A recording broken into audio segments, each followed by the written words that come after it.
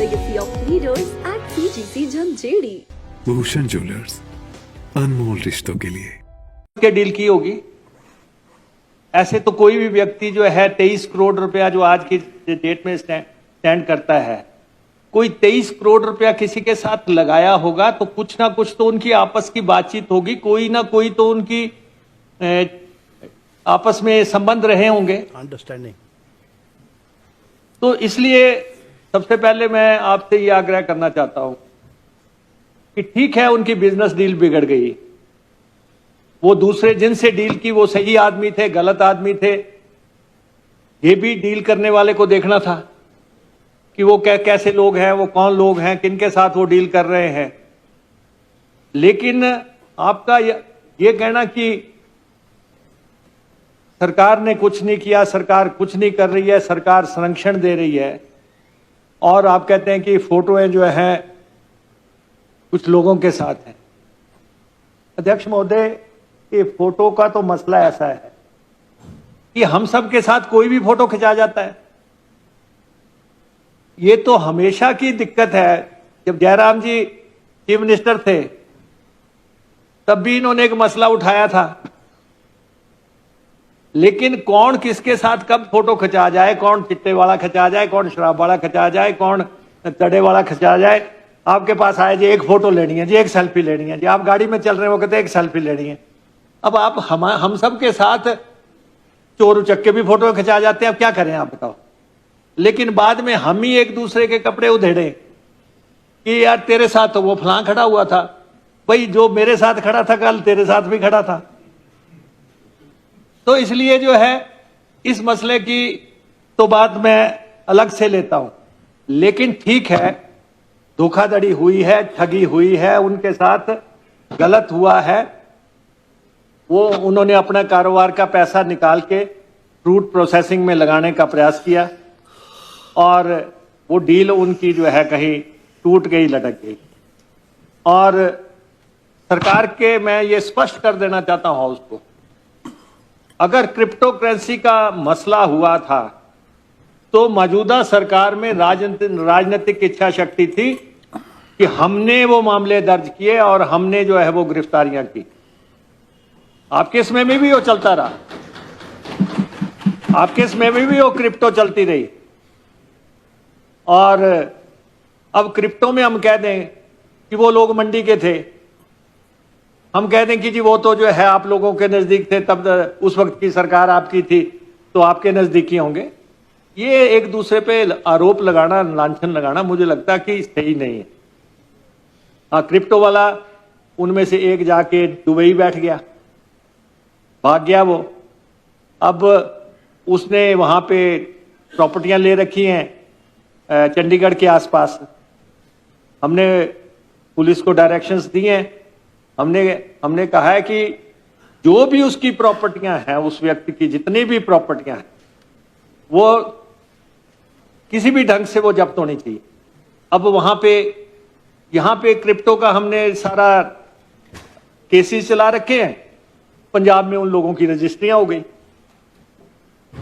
पंजाब में तौर तरीका ही कुछ और तरह का है, उन्होंने जो है उसके सारे प्लॉट बेच दिए। तो लेकिन हमारी पुलिस क्रिप्टो वालों के पीछे है। हम चाहते हैं कि जो आम लोग हैं, जो साधारण लोग हैं, जो उनकी जद में आ गए हल्के लालच के लिए, उनको वो ना हो। लेकिन जो चंद लोग जो इंपॉर्टेंट हैं, जिन लोगों ने हिमाचलियों को लूटा है, उन पे जो भी एक्शन बनेगा वो हम करेंगे। इसमें भी माननीय अध्यक्ष महोदय, जहां तक वैसे तो मेरा परमार साहब से आग्रह है, आप बहुत वरिष्ठ सदस्य हैं, आप छायावाद में बात क्यों कर रहे हैं? अगर आपको लगता है कि कोई कांग्रेसी या कोई एमएलए या कोई तीसरा आदमी, कोई भी आपको लगता है कि इसके पीछे है और संरक्षण दे रहा है, नाम लो ना आप। You must have courage to say कि जी फला आदमी जो है वो इसके पीछे है। छायावाद में अब आप कह रहे हैं जी उसको संरक्षण है, वो गॉगल लगाता है, फलां लगाता है, पता नहीं कौन कौन गॉगल लगाता है अब। हाँ, तो इसलिए जो है छायावाद में, तो मैं आपको जो इसकी वस्तुतः स्थिति से,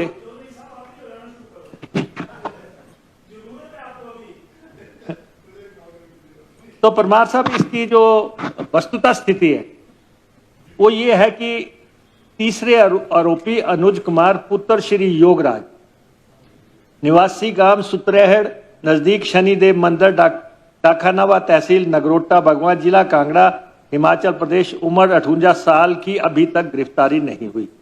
इसी की बात आप कर रहे हैं कि इसकी गिरफ्तारी नहीं हुई है, जिसके विरुद्ध गिरफ्तारी वारंट प्राप्त करने के लिए माननीय न्यायालय कांगड़ा से निवेदन किया गया है, जो माननीय अदालत कांगड़ा से आज की तारीख, आज की डेट लगी हुई है। हालांकि आरोपी को पकड़ने के लिए जो प्रयत्न किए हैं उनका विवरण मैं आपको देना चाहता हूं।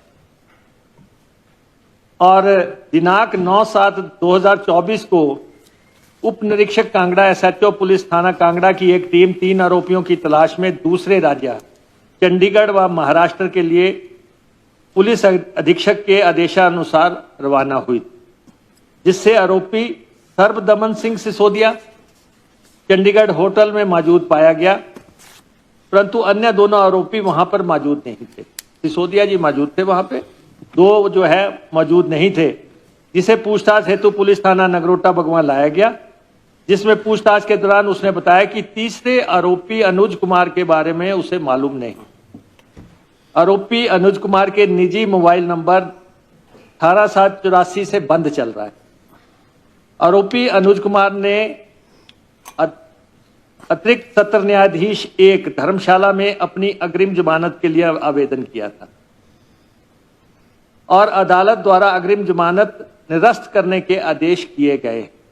जमानत उसको नहीं मिली है और आरोपी के निजी मोबाइल नंबरों को कॉल डिटेल रिकॉर्ड CDR हासिल की गई है तथा जिसके विश्लेषण करने पर पाया है कि दिनांक 18/7/24 से सभी मोबाइल नंबर बंद तथा आरोपी जिस मोबाइल नंबर का इस्तेमाल संपर्क हेतु कर रहा है उस मोबाइल नंबर का IMEI नंबरों की जांच DCRB ब्रांच धर्मशाला से की गई, जिसमें पाया गया कि आरोपी उस मोबाइल में से किसी भी सिम का प्रयोग नहीं कर रहा है। आरोपी अनुज कुमार जिन मोबाइल नंबरों से बातचीत कर रहा था उनमें से भी कुछ संदिग्ध नंबरों की CDR हासिल करी गई तथा आरोपी के बेटे के मोबाइल नंबर को भी CDR हासिल की गई। नंबरों की CDR का विश्लेषण करने पर पाया गया कि आरोपी अनुज कुमार किसी से भी मोबाइल पर बात नहीं कर रहा। सारे मोबाइल तो उनके चेक किए गए हैं। आरोपी अनुज कुमार के घर में सूचितनामा भारतीय नागरिक सुरक्षा संहिता की जैर धारा 179 के तहत 3 बार सर्व किया जा चुका है। अनुज कुमार के घर की खाना तलाशी अमल में लाई जा चुकी है।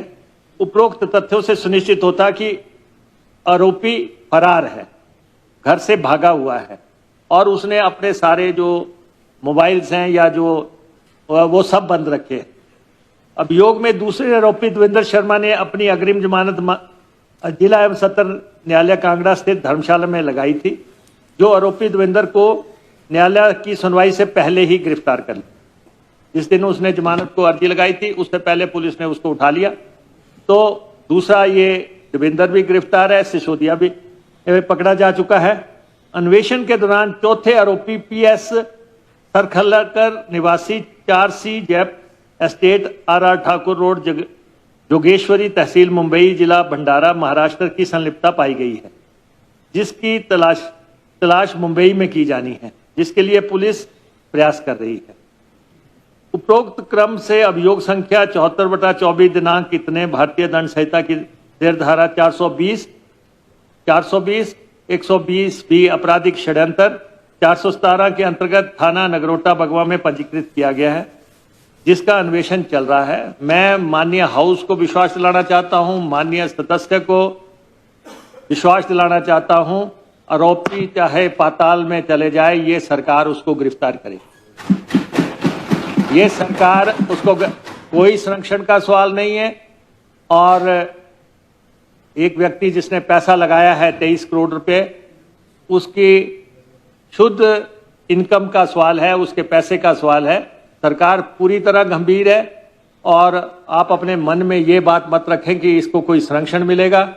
जो भी संभव होगा और जो आप चाहते हैं कि ऐसा कर दो, वो भी आप सुझाव दे दें, वो भी हमारी पुलिस करेगी। अगर आपको लगता है कि इससे हटके ये होना चाहिए, वो भी हमारी पुलिस करेगी। लेकिन इस व्यक्ति को हर हालत में, पर जब 2 गिरफ्तार हो चुके हैं, तीसरे को गिरफ्तार करेंगे। और अगर उसमें थोड़ी भी डिले होती है तो जो आपने कहा कि उसकी संपत्तियों वगैरह पे नजर रखी जाए कि कोई संपत्तियां वो जो है बेच ना दे, नाम ना करा ले, फलाना ना करवा ले, वो हम पुलिस को डायरेक्शन देंगे, एडमिनिस्ट्रेशन को डायरेक्शंस देंगे कि इस पे अमल करे।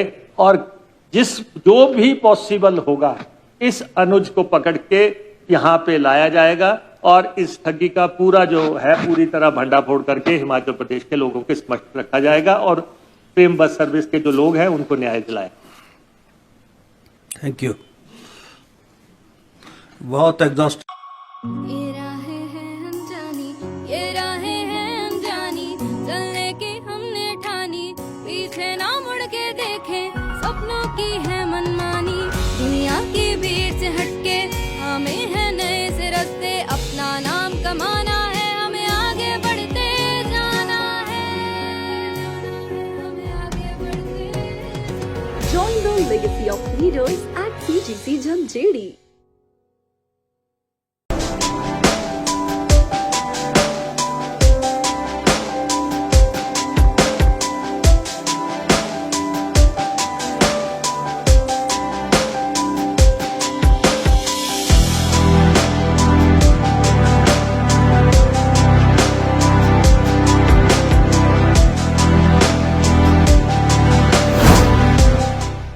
भूषण ज्वेलर्स, अनमोल रिश्तों के लिए।